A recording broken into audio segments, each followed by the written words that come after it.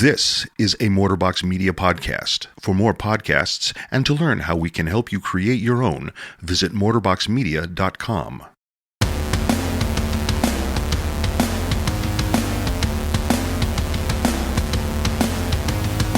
Hello and welcome to Women AF Podcast, a podcast hosted by three beer lovers who are so excited to continue our series this week by interviewing Ale Asylum. Not Ale Asylum, the company, but Hathaway, a co-owner of Ale Asylum. But before we get to the interview, I'd like to introduce my co-host, Carrie. Hello. And Nicole. That's me. I mean, we did a great interview, but of course I have to make our intro awkward. Well, it's just again. It has to be awkward somewhere. Right. Just again, I can't get over how you pronounce ale, which is weird, and it's so funny to me. Oh, don't worry, listeners. I get made fun of quite a bit in the interview and how I pronounce ale, which is apparently not right, but it sounds right in my head because I've always said it this way. It's adorable. Okay. It's legit. It's legit. And I can't even blame a Wisconsin accent because, there's other Wisconsin people here. No. That's just a Danny accent. That's just a special little... I had that recently where I was reading a book. What was it called? The Chicka Chicka Boom Boom book. The children's book to my kids. Yes. And there's a section where it's like mommies and daddies and uncles and aunts hug their little kids and dust off their pants. I'm like, why the hell doesn't this rhyme? I'm like, oh, it's because I'm not saying ants and pants. Yes. I'm saying that's so funny. Oh my gosh. Say ponce. Aunts and ponce. Aunts and ponce. I mean, that's going to be legit. I'll screw up my kids. Nicole, how was your week, Nicole? My week has been pretty good. Like I said last week, we're still in the midst of potty training. And knock on wood, she hasn't had any accidents. That's amazing. That's really great. Literally amazing. It's amazing, but I know the minute I say it, because this is what happened when I was potty training her, the weekend, the intense weekend that I had, I was gloating with my friends. I texted my friends. I'm like, this is going so well. She hasn't had any accidents yet. And it's been the first day, 24 hours. And of course, the minute I sent that text, she pooped in her pants. Of course that happened. So of course, now that I say that, it's going to be a hell of a week. Well, you're not gloating. You're just saying she hasn't had any. It's fine. A fact. Yes. What if instead you just text people oh my goodness, all the accidents she's having? Yeah. Think you get the opposite? This is the worst potty training ever. Give it a shot. Yeah, there you go. I could try. So Carrie, do you have any stories? I do have a story, Danny. Why don't you tell it? I will. And it involves you, so I think you already know it.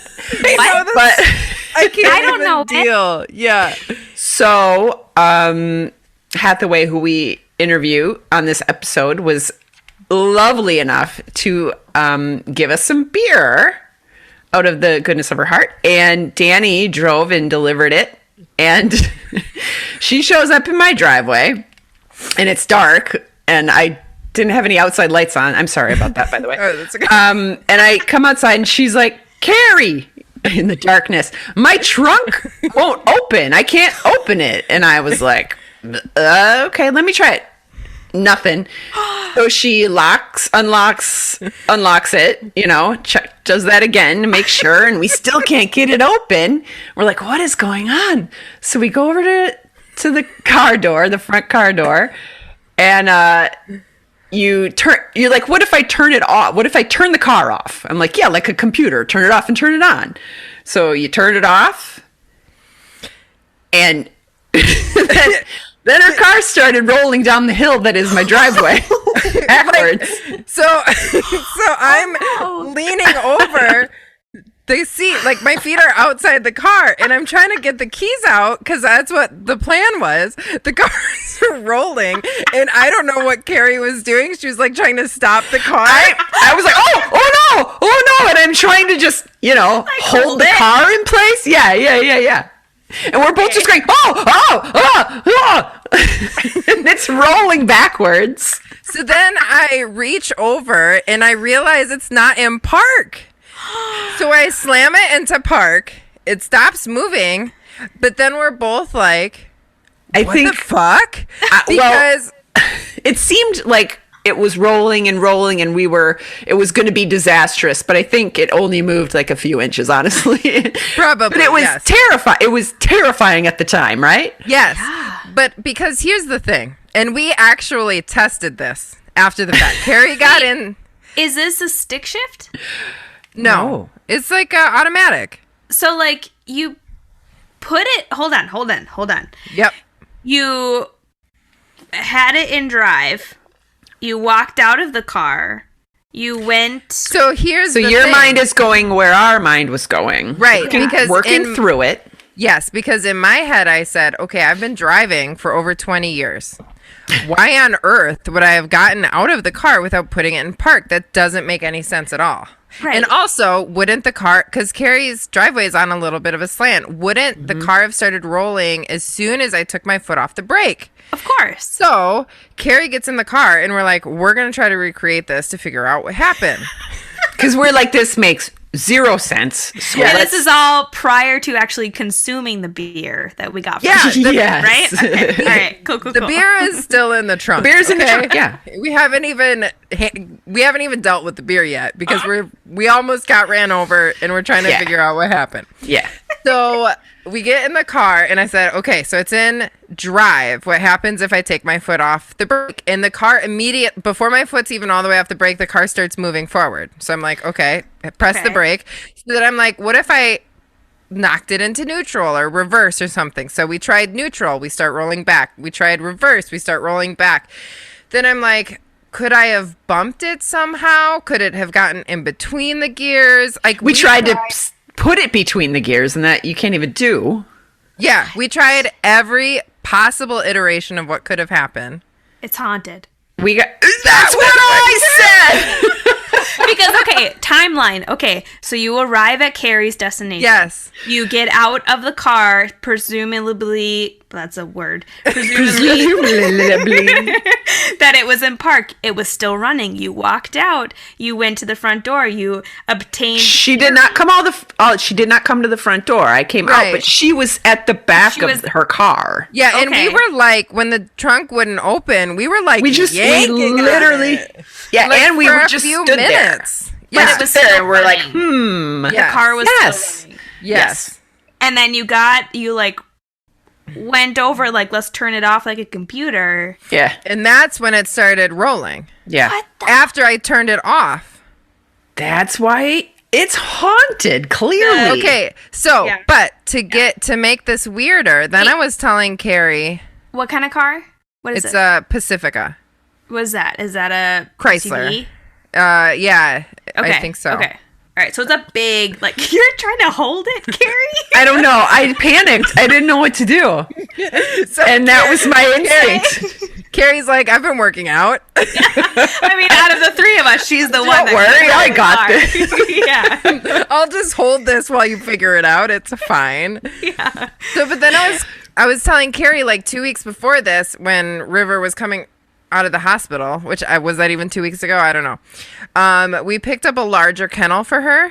Okay. And when I got to that driveway, River was in the front seat, and I got out of the car, and like I had been sitting in their driveway for a minute because I messaged the people to let them know that I was there to pick up the kennel. It was a Facebook Marketplace thing. Yeah. And I get out of the car, and the car starts rolling, and it was the same thing. I jump back in the car, hit the brakes, put it back in park, and I'm sitting here like, am I losing my mind? Like twice in a row, but also like the car was still, and then it started moving. That one I understand more because you could have just had your foot on the brake, possibly, right? And not thinking about it.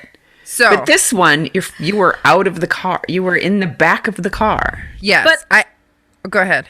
Also, to give context, this was after, so Danny gets a gold star because she got the beer, drove it to my house, dropped it off, and then drove it to Carrie's house, dropped it off, and then drove home. So this was after driving to my house, having the same situation happen where you got out of the car, you left it running. It was fine. And my hill, like, I have a steep driveway. It would have rolled hardcore. Yeah. We just don't understand. And the only logical explanation is there's a ghost that lives in Danny's car. That didn't want to give up the beer. Well, Yeah. so that's one logical explanation. The other potentially logical explanation is, I guess, the transmission is going out. Oh. Because when I got home and I tell Daniel the story, his first thing is like, well, why don't we Google it? Which, I guess whatever. Let's be logical. I don't know.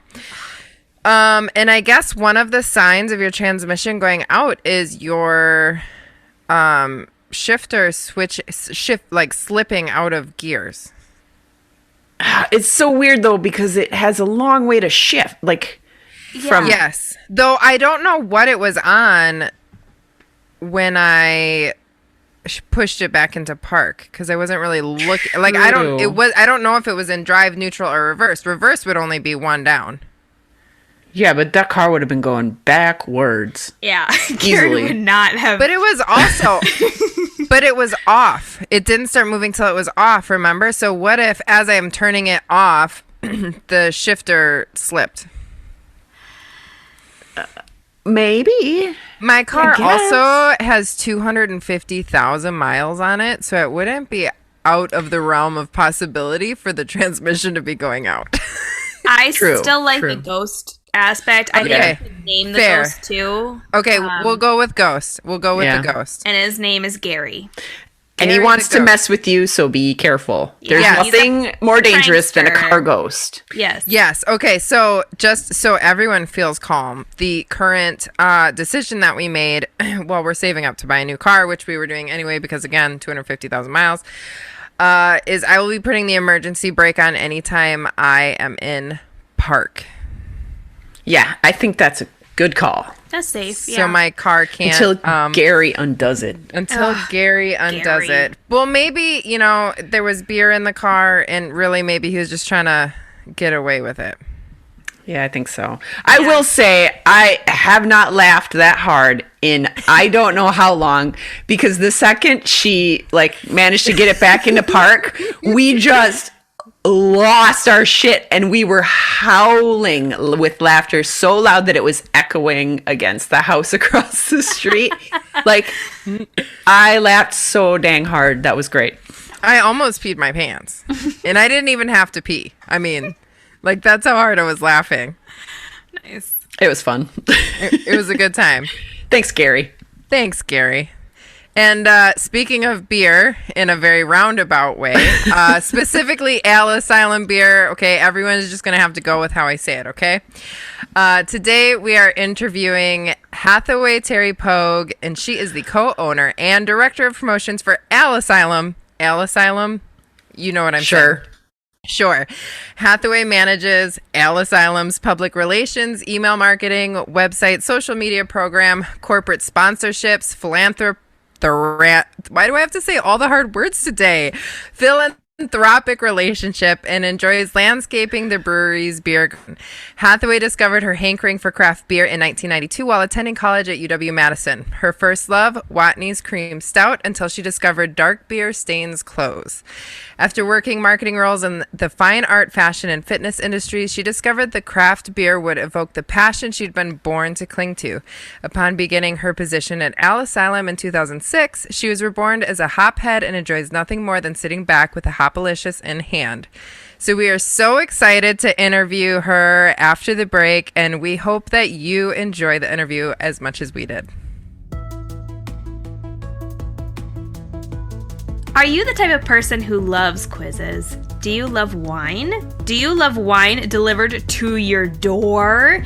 If that's you, then Wink is exactly what you're looking for. Start by taking a flavor profile quiz and have Wink choose 4 delicious wines based on the flavors you like the most. The more you drink and rate the wines, the better the recommendation Winc has for you. And right now you can get $20 off your first order. You're going to buy wine anyway, might as well save some money and get it delivered. To get $20 off your first order, visit Women AF Podcast and click Sponsors. We all need wine, so get it from Winc and save $20. That's womenafpodcast.com and click Sponsors. Well, welcome, Hathaway, to the podcast. We're so excited to have you. So much. It's so good to be here. When I saw the title of this podcast, I was gaga from moment one because I'll be a good girl, but for the most part, I talk like a sailor. But I figured perfect. You do. Oh, yeah. Perfect. Sailor talk is welcome on this podcast. That's for sure. Speaking of, let's talk about your background a little bit. So, as we know, we already introduced you, but Hathaway comes from Ale Asylum, and they have a really fun couple of beers out right now, and your background speaks to that. So can you tell us a little bit, for the people who are not watching this, what is happening behind you? Oh, yes. So what is happening behind me is and I can say whatever I need to, correct? Okay. Yep. Behind me is our FVCK COVID branding label that we came up with last. Yes. In fact, wait, do you have this open already? Yeah. Yep, I do. Yeah. And now I'm right behind it. Hang on one second. If I may pause for a second, we got to have the ceremonial sound. Oh, nice. Cheers. Cheers. This is a brand that we came up with. Literally what normally would take us about 6 weeks, we came up with in less than 48 hours. And It all came on the heels of Governor Evers' declaration on March 17th. Everything kind of went into motion after that. And it was the brainchild of my business partner, Otto Dilba, who's our co-founder. Again, this is his computer, and we should go shopping at some point. He is a brilliant man. I mean, I won't go on and on, but I could. He's got the perfect amalgamation of right and left brain. And so he kind of had this idea when the pandemic started, and none of us were laughing. This is no laughing joke, right? Considering all the lives were lost. But we were trying to figure out how we as a company can take everything in and express ourselves in a way that we're used to doing. We are skull and crossbones. We are edgy marketing. We are unabashedly naughty. And when we came up with this brand, we knew that we wanted to create awareness for safety of our community, but also to raise funds. So this was kind of our way of starting that train in motion. And locally, we did give to the Kesnick's SOS Fund for the hospitality industry. And then we also gave to the UW Health COVID-19 Response Fund, which was, of course, for frontline healthcare workers. So, oh, that's so awesome. And okay, so you say it normally takes 6 weeks to create a new beer, and you did this in 48 hours. What is that in normal times? What would creating a new beer look like? Sure. The quick bullet point timeline would be that you come up with, for us, it's always been, we have a list of fun names. And then you think it'd be the other way around, like we come up with a style, but normally it's we come up with a name. And then we generally assign a style. And then, of course, it goes into identity creation, like brand collateral. So hitting the logo button, as we call it, we do all of that in-house. Otto does it. He's a trained graphic design artist. So he hits the logo button, and we go through reliteration after reliteration, which can normally take up to 3 weeks to get that logo just right. And then we slap it onto a label. We get the labels ordered. That takes forever. And literally, and then brewing the beer, it could be normally a 2-week process until it gets packaged, depending on that style. Sometimes it's longer. Sometimes it's 2 months. So we really hit the fast forward. And all of our vendors that we work with, our distributor, everybody was like, yes, because everybody needed to express themselves in a way that was tangible. And so we all just like, let's make it so. And It's like the universe was like, you need to do this. It's going to create awareness. It's going to have a purpose, and just hit the go button. So Wow. That's awesome. it was, And I did not the PR girls. So I have to admit, I feel like I'm sorry to interrupt you, but I feel like I must tell you that I was a little nervous about this. So Oh, I'm sure. From a PR perspective, that's a lot of work in a very short amount of time. yeah, it was, well, I was worried about the response, being that it's a little naughty. My mom, 73 years old, bless her, and she was like, "Are you sure? Are you sure what kind of people you're going to attract with this brand name?" And I said, "I do. This name I attract now," which I love. You know, that's funny. When we were coming up with the name of our podcast, before we launched, I had a conversation with my mom where she was like, "Do you know what AF means?" I had that too. It's like, yes, yep, that's why we picked it. But yeah, I think we're drinking the 2 Fuck COVID Yes. beers and the new Vax On, Vax Off. Yes. Double. And they're so good. Oh my God. So good. This one, this Vax On, Vax Off. I'm weird in the green screen. Oh my gosh, you guys, this thing took off. The smell. Did you guys smell it? Yeah, it's amazing. It's like pure citrus. It's so tasty and Something. shiny. It's crazy. And the response on it, people are going crazy over it. It's pretty delicious. Yeah. And do you guys Untapped? Do you guys know about Untapped? Oh yeah, my husband is on there all the time. Sure. Is that the rating one where like you rate beers? Oh, Yeah. okay. And, it's really a nice app. Really, I mean, my dad uses it and he's 82 years old. Cute. It's a staggering response. Like usually you have like some ratings trick in and it's like 10 in a week. And then all of a sudden it's like, this thing went to 59 ratings in 3 days. Wow. It was nuts. When did that one come out? Geez. Every day blends together, ladies. It's cool. I'm sure you guys can relate. I think, was it 2 weeks ago? I think it was 2 weeks ago that it came out. Oh wow. Okay. Yeah. Recently, really recently. Yeah, super recent. Not horrible. It's like asking me like how old my children are. I'm like, I don't know. A month. Yeah, it's I think it's about 2 weeks now. It's funny because time now is just weird, right? Like it feels like it's going so slowly, and at the same time, it's like, wait, wasn't it just March of 2020, and now it's 2021? I agree. My last gathering that I was at with my family was St. Patrick's Day last year, which is Irish Christmas in my family, and I can't. It's just so weird. It's so surreal. Well, and kind of speaking of just like the general response, like as a business where like your primary source of income is people, you know, coming in and buying beer, right? Like that has to be a difficult place to be in, right? To figure out what do we do? What's the best way to respond? This is a brand new situation. Of course, nobody has any plans for this. So, I mean, when the announcements came out last March and the safer at home order went out, how did Ale Asylum I swear I'm only halfway into one beer and I can't even talk anymore. How did Ale Asylum handle like just this massive statement? We did what everyone else did, and we agreed to follow whatever Governor Evers was saying. You know, guys, we literally got the statement at 1 p.m. I heard that he was going to make a statement on March 17th. We didn't have any St. Patrick's Day planned for the brewery because we knew that something was going to happen.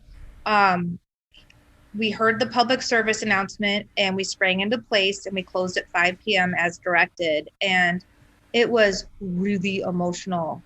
A lot of our regulars just left their jobs and everybody, I have to say, safely got into the bar area. Some had masks on, some didn't. It wasn't really a thing yet.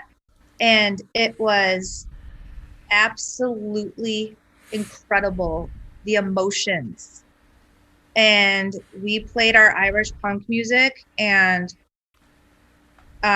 nobody knew what to do. Like, do you hug? Do you not hug? I'm standing next to you. I'm trying to get away. And, it was just a weird. And then at 5, I mean, it was just like, see you guys. We don't know when we're going to see you again. And that they all filed out. And everybody was realizing it was like, pardon my French, oh shit, this is really happening. This is a thing. Like, we actually are shutting down. And the staff, like, were scared. I mean, that's their livelihood, I mean, obviously it's ours too, but I mean, we got single parents and, people with college loans, and what does that mean? They didn't know what, if they could file. It was just a very scary, I mean, you guys have heard it all. It was just a very scary moment. It was surreal AF, if I may go into theme here. Ooh, I like that. Yeah. I don't think I've experienced something like that before. And so, I mean, I assume, like everybody, when they said, oh, this will be until April, that the initial kind of contingency plans, maybe they were short term. How has that changed or evolved over the course of a year? I saw that. It's a good thought provoker, to tell you the truth, because I chuckled, because I remember we kept planning out, like everybody tried to, as they're pivoting and repivoting 200 times. And we kept thinking, oh, we'll be open in the spring, or we'll be open in the summer, we'll be open in the fall. And now it's like, are we even open in 2022? I mean, I'm assuming we will be this spring. But yes, there was a lot of contingency planning. There was a lot of A, B, and C, D, E, F sometimes. There was very little we could hang our hat on. And I'm not a throw the oars in the water kind of gal, but I've learned to be. It's been essential, and it's been a really good lesson for me, being about to turn 47 years old, to throw the oars in the water for the sake of just survival of personal perseverance, mental perseverance, but also getting solid within, so you can help your colleagues and your partners steer the ship right. So it's been, I talk to everybody. Everybody can feel it. It's all lessons learned and being malleable. What were some of the things that you all did to kind of do some of that creative pivoting, to like switch where your income flow was coming in and all of those things? Well, we applied for any and all of the assistance loans out there to help our staff. We just made sure we were open to new ideas and directions. We created an amazing contact-free carryout system, which got hailed as one of the safest in the area. Had a lot of positive feedback about that. It was all online and with curbside pickups, and we still do that for beer carryout right now.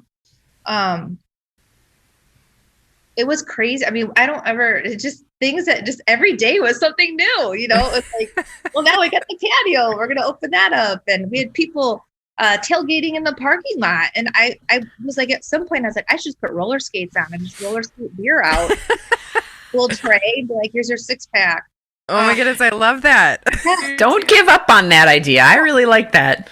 Yeah. I was into a hospital visit, I'm pretty sure. But yeah, it was just, just trying to stay positive and make it, the people that have been supporting our restaurant and our bar and our brewery have been so amazing and so helpful. And even if something weird happens, like let's say we're overprogrammed, we don't bring the right 6-pack out, the response from the customer has been heartwarming.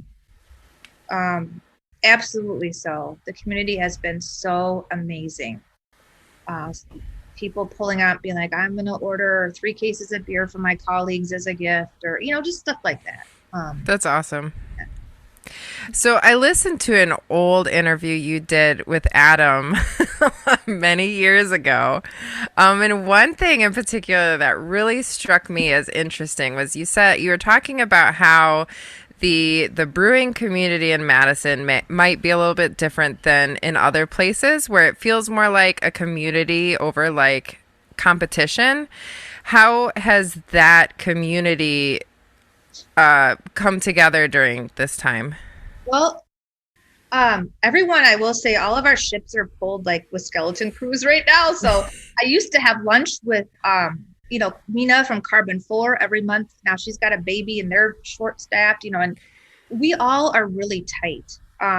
Before this happened, I did panel discussions with other female business owners in the brewery industry. And I'm on the board of directors of the Madison Beverage Makers, which I sit on with other brewery owners. And during the pandemic, we had the unfortunate closing of Rockhound. That was very emotional.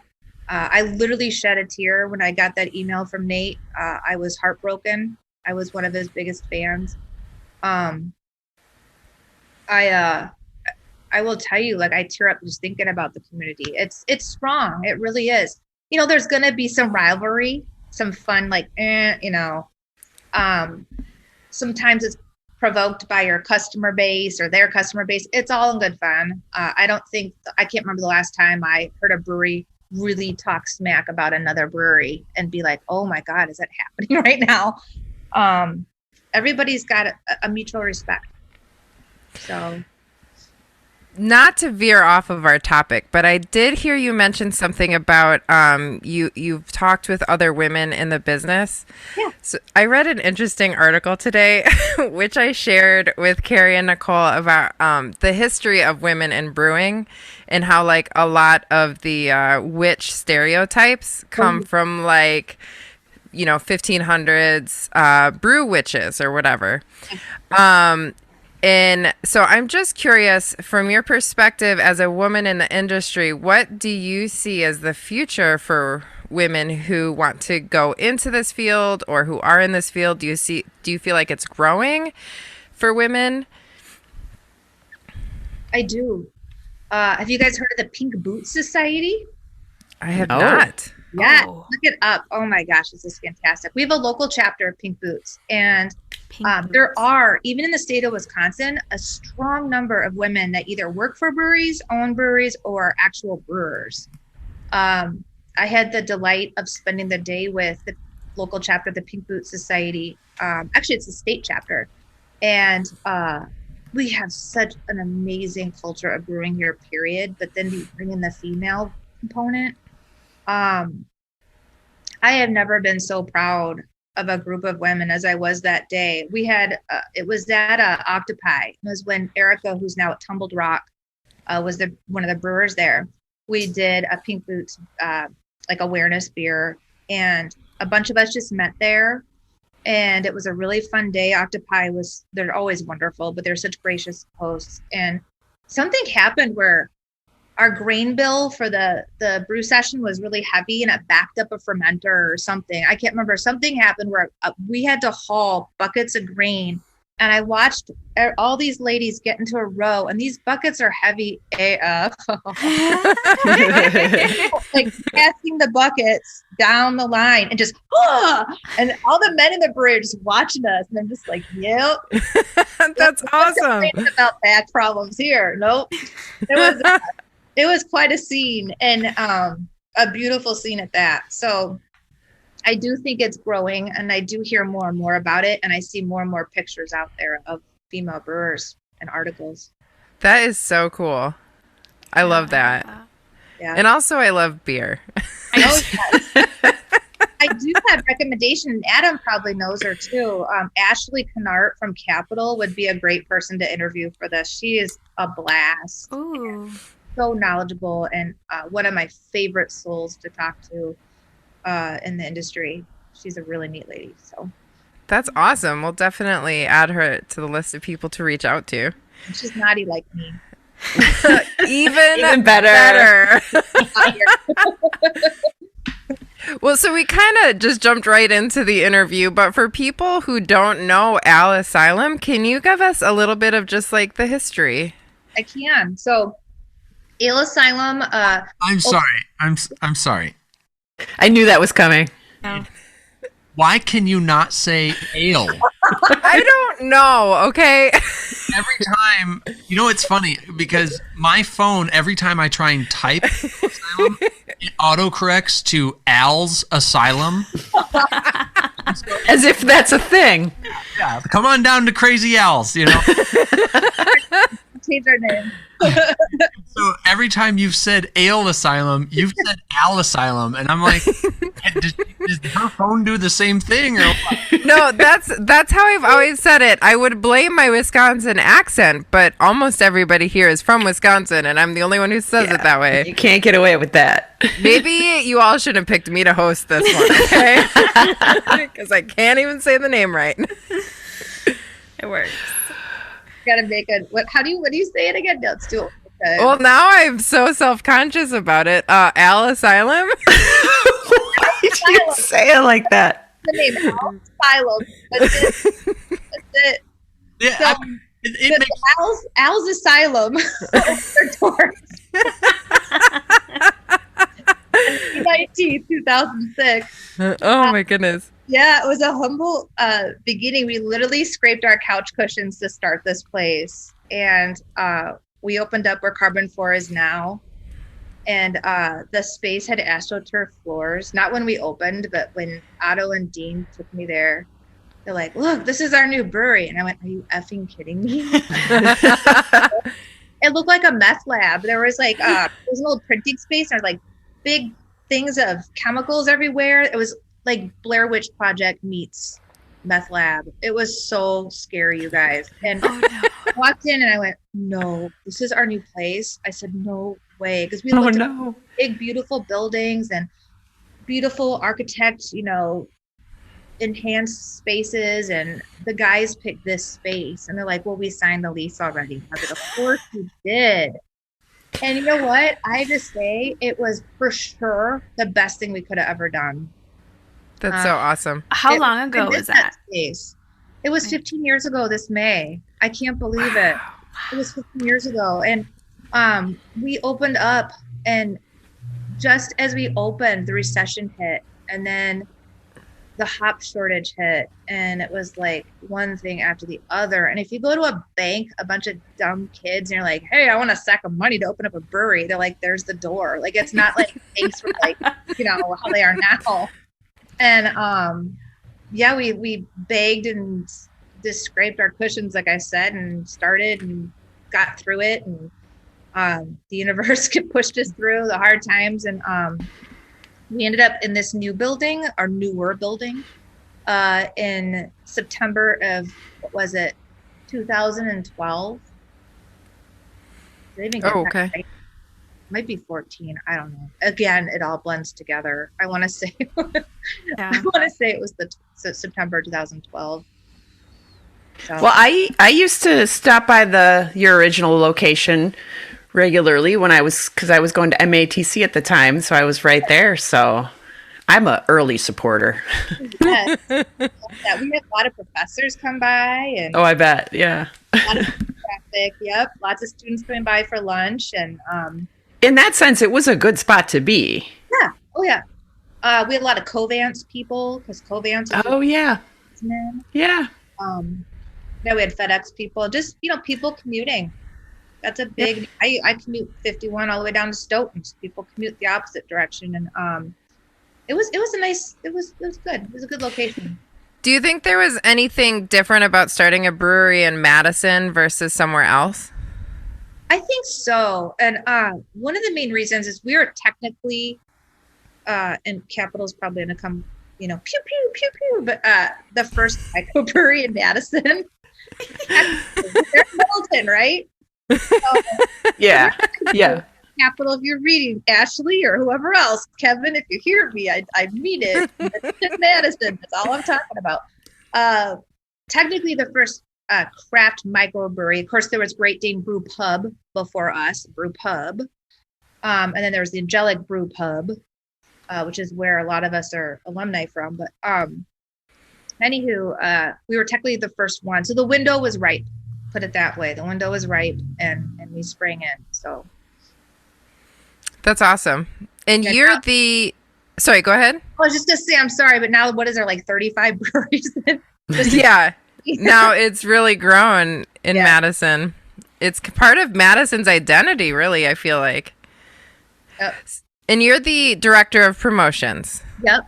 So what does that entail? I know we heard a little bit about it when you came out with the FVCK COVID brand, but just generally, what does being a director of promotions entail? Well, I would say my job is fairly non-traditional given that title, which is fine by me. It's a lot of the usual stuff like helping commandeer sponsorships, heading up social media, the public relations, event planning, community outreach, and then I plant the beer garden. I help with the carry out. It's all that good stuff. I mean, that's part of being a business owner too, is like you have your title and then you've got, you're like, well, you never want to be above anything in the building you're in. If I have to clean up bathrooms, give me the plunger. It's just the mindset you have. But the job duties are very, traditional, paired with non-traditional duties. You hear that? She's got to plunge toilets and then also deal with people who throw together community things like storytelling events, bothering her for donation. That's not true. I love doing Story Slam, but I got to knock on wood because I said the plunge toilet thing, guys, and I just jinxed myself. Something bad's going to happen, and I'm going to be the only one that can handle it. Yeah. Cool. So I read on your website that you are doing a bunch of enhancements. What's that going to look like? So, we had this idea to kind of take this time because January and February is technically slow for every restaurant out there, unless you're giving free stuff away. So what we did is we shut down the food aspect of the business, and my partners and I still run the carry out system. And what we did is we kind of walked around the back of the brewery and we're like, what can we utilize? What can we utilize back here to make light fixtures or wall sculptures, or let's repaint, let's change some branding of the space, let's fix some upholstery, let's make some enhancements in the kitchen, let's make a new menu. And we've just been kind of reinventing ourselves. Is it going to be like Disneyland when you walk in and like all this crazy stuff? No, it's just stuff that we got our eyes on and decided this was the best time to do it. And we have some brewery staff, they're all working their butts off right now, but we had some that were like, we'll help out on the side. So just, enhancing things like our beer garden with the lighting and just getting ready for the push, because everyone's going to get the spring friskies, as we know, and they're going to want to come out and, enjoy themselves like they should. So. And I know that we don't know what that looks like exactly yet. Nope. Right? Because we learned last year, let's just not be like, oh, in a couple weeks, it'll be fine. But that being said, what do you kind of hope for 2021? What's your kind of wish for your business? I hope to bring all the restaurant staff back, the ones that are comfortable coming back. My hope is to create a safe and viable environment for not only for our staff to come back to work and have the safe employment that they deserve, and also give our guests a space that they feel safe, that they feel like we're taking this seriously. And even though the dust has slightly cleared, we know that we're not out of it yet, and that we have business mandates that we will continue to follow for the safety of our guests and our staff. I hope to be open at some capacity. I had to make sure our general manager isn't in the room because she would probably faint. But it would be nice, like April 15th would be nice to have a target date for that. People will sit on that patio if they're getting pelted by hail. I learned that last fall. I was trying to get them off the patio. I'm like, you can come in for a little bit. And they're like, oh, we're fine. They're just like, that's so true. Yeah. Before, no, it wasn't like that. But now they'll sit out there in snow. I mean, I have people, the patio just melted like yesterday. This weekend, I worked all weekend. I had people drive up to the patio gate and try to come in. They're like, we just want to sit here. I'm like, there's no furniture. I know. So I think they'll come for sure. Oh, yeah. Everybody's ready. Yeah. Oh, yeah. That's a good timing right before, what is that, tax season right there? That's good timing. Yes. Yep, that's true. Get your returns and come to Ale. There you Yes. go. And hopefully stimulus checks and tax returns. Yep. That could buy a lot of cases of beer. That really good. Yeah, we just want to be safe. And it's funny you guys asked this. I just had a discussion today with a gentleman that wants to have like a Corvette rally here Memorial Day weekend. Super safe. This group, it's the Mad City Vets. They take everything very seriously as far as safety, and they want to bring their cars here, and then people can come on the patio and hang out. It sounded like a great idea. I'm ready to have people back. We definitely had people on the patio last summer, and we kept things safe. So. Well, we're ready. Oh yeah. I'll be there. We'll be on that patio, whether it's hailing on us or whatever. Sure. Well, listen, we hope so much that is what 2021 looks like for Ale Asylum. Ooh, better. Better? Okay. Out of 5? I'm going to have to listen to like a YouTube video and learn how to pronounce it, because I don't know if I've ever rhymes with right. male. Male. Al. No, that's the thing. Is Danny? Anything that pronounces ale, she says it as al. She does? It doesn't matter what it is. It's not just the beer or I've never noticed. alcohol. It's I've kept track since we've noticed. Male. You're right, Adam. Bail. See, bail. Bail. Bail. Bail. Ale. No. Better. You're getting better. You're getting better. Okay, good. Yeah. Good. Oh my goodness. Well, thank you so much for coming on. We will definitely be visiting you once you're open. If people want to visit your website, what is your website? aleasylum.com. We're on Facebook and Twitter and Instagram. Facebook is just at Ale Asylum, and then of course some jerk stole at Ale Asylum for Twitter. So it's at, I know, Ale_asylum. That works. That works. And I went ahead and made Instagram that same handle, so they can match. And those are the main feeds we're on. Oh, great. Thank you so much. And we'll be sure to put all your links in the show notes too. Cheers. Cheers. Cheers. Cheers. Cheers, Adam. Thank you. Well, that was an awesome interview. Hathaway was great. Yeah. Yes. And the beer was great. The beer was amazing. She's the best. And okay, do I say pale wrong? What? Because I'm drinking the hazy pale. Getting better. I'm saying Yeah. the more you say it, the better you're getting. So, All right.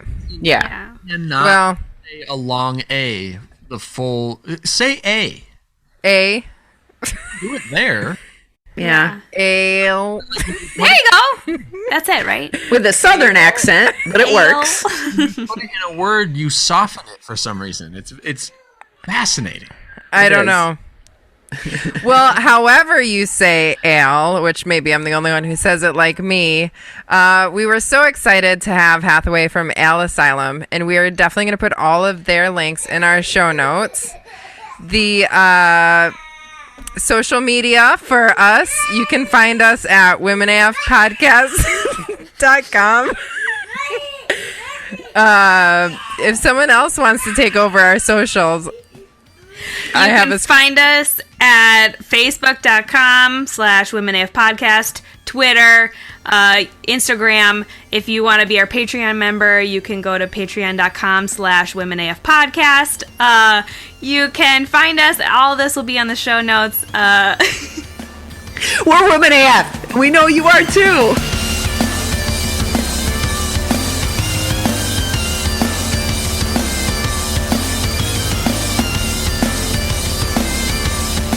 Women AF is produced by Mortarbox Media and engineered by Adam Rostad.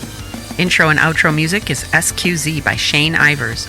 Check him out at silvermansound.com. And don't forget to subscribe and leave a review.